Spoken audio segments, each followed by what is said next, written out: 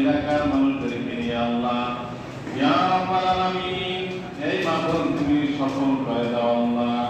আল্লাহ তোমার গায়ে খাজানা থেকে এই মাহফিলের ইন্তজামের ব্যবস্থা করে দাও।